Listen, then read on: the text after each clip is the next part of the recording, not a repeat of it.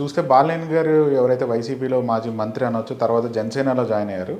చూస్తే ఇప్పుడు ఇన్యాక్టివ్గా ఉన్న రాజకీయాల్లో జగన్మోహన్ రెడ్డి గారిని ఉన్ని లేని మాటలన్నీ కూడా అంటూ ఉన్నారు కదా. ఇప్పుడు రియాక్టివ్ అయ్యి ఏమన్నా ఆ కాన్స్టిట్యున్సీని మళ్ళీ తీసుకునే అవకాశం ఉందా? ఎందుకంటే అక్కడ ఎమ్మెల్యేనే ఇతనికి వ్యతిరేకి ఫస్ట్ ఆఫ్ ఆల్. ఇప్పుడు అతను యాక్టివ్గా పాలిటిక్స్లో ఉండే అవకాశం ఎంతవరకు ఉంది, లేదా కాన్స్టిట్యున్సీ ఏమైనా మారే అవకాశం ఉందా? ఏమి మారినా ఎందులో పడి తెచ్చినా ఆ జీవితం రాజకీయ సమాధి సొంతంగా అనార్కలికి కట్టినట్టు ఈడే కట్టుకుని చచ్చాడు ఆయన. నిజంగా చెప్తున్నాను, పిలిచి పిల్లనిస్తే ఏదో తక్కువ అనే సామెత ఉంటుంది. అలాగా నెత్తికి పెట్టుకుని రోజు అలిగి అలిగి అలిగి అలిగి సెక్చి ఆ సుబ్బారెడ్డి గారి మీద ఉన్న కడుపు మంటలతోనూ ఎవరి స్థాయిలో ఏంటో వాళ్ళు మర్చిపోయి వీళ్ళ ముఖానికి రాజశేఖర రెడ్డి గారు లేకపోతే దిక్కు దివాన్ లేదు, ఎవరో కూడా వీళ్ళకే తెలియదు. ఏదో పత్తల్లో బోటెట్టినంత ఈజీగా రాజకీయాలు చేసేద్దాం అంటే కుదరదు. అక్కడ first of all Damacharla Telugu Desam పరంగా ఆయన చాలా స్ట్రాంగ్ లీడరు. ఆయన ఆ నియోజకవర్గంలో తెలుగుదేశంకి ఎవరిని ఎంటర్టైన్ చేయడు. చంద్రబాబు గారి దగ్గర కానీ లోకేష్ దగ్గర కానీ మంచి ఈజ్ వెరీ గుడ్ బుక్స్లో ఉన్న వ్యక్తి.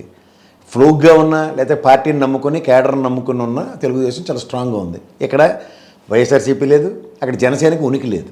ఈ రెండింటి మధ్యలో ఏం రాజకీయాలు చేసి ఏం అలగబడితే పోనీ ఏమైనా పెద్ద స్టాల్ వర్డ్ అంటే ఎందుకు పనికిరాని బుర్రతకు రాజకీయాలు చేసే మొదటి వ్యక్తి ఎవడంటే వైఎస్ఆర్సీపీలో బాలినేని.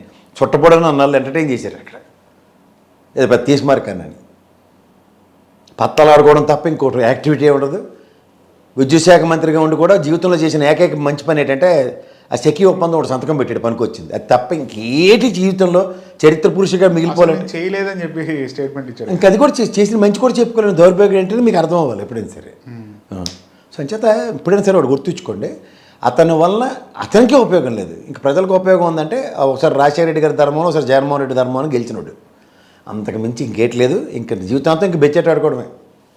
మామూలుగా అయితే ఇంకోటి బెచ్చేట ఆడుకోవడం, నువ్వైతే పత్తలు ఆడుకోబోబు అని చెప్పాలి అంతకని. ఇప్పుడు కొత్త ఇన్ఛార్జ్ వచ్చారు కదా సార్, ఆయన రవి అని, ఆయన ఎట్లా ఉండబోతున్నాడు? ఆయన కోపప్ చేసుకోగలుగుతారంటే అలా కదండి, మీరే ఇన్ఛార్జు ఒక 4-5 10 మందికి ఎమ్మెల్యే టికెట్లు ఇప్పించే అంత స్థాయి ఉన్న దగ్గర తీసుకొచ్చి వెనక వరుసలు నిలబెట్టి ఏడు చేస్తున్నాడు. మా చంద్రశేఖర్కి ఆయనే టికెట్ ఇప్పించాడు, ఆయనే గెలిపించాడు. ఆయన గెలిపించడం కదా చంద్రశేఖర్ విపరీతంగా డబ్బులు ఖర్చు పెట్టుకొని గెలిచాడు. అక్కడ అంత స్థాయి ఉన్నాడు, ఇవాళ వెళ్ళి వెనకాల బెచ్చేట ఆడుకుంటానంటే ఏడేటి చేస్తాడు చెప్పండి.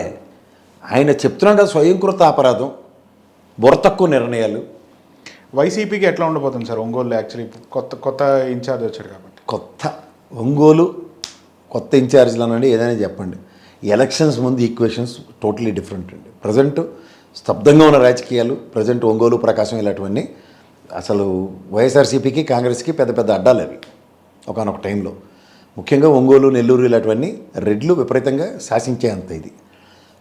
ఈసారి ఇటుపక్క, ఆసారి అటుపక్క, ఆ గట్టు ఈ గట్టు వాళ్ళ పాటలాగా గట్టు ఎటు తెగుతుందో తెలియదు. అంచేత నెక్స్ట్ ఎలక్షన్కి వాళ్ళ నిర్ణయాలు శిరోధార్యంగానే ఉంటాయి, అవి ఎటుపక్క ఉంటాయి అన్నది వేచి చూడాలి. కానీ అలాంటి దగ్గర బాలినేని లెట్టోడు ఏదో చేసేస్తాడని భ్రమల్లో అట్లీస్ట్ బయటికి వెళ్ళిపోయి మనందరికీ నెత్తిన పాలు పోసినోడే అయ్యాడు వైఎస్ఆర్సీపీకి అయితే. అంతకని ఇంకెళ్ళాడు.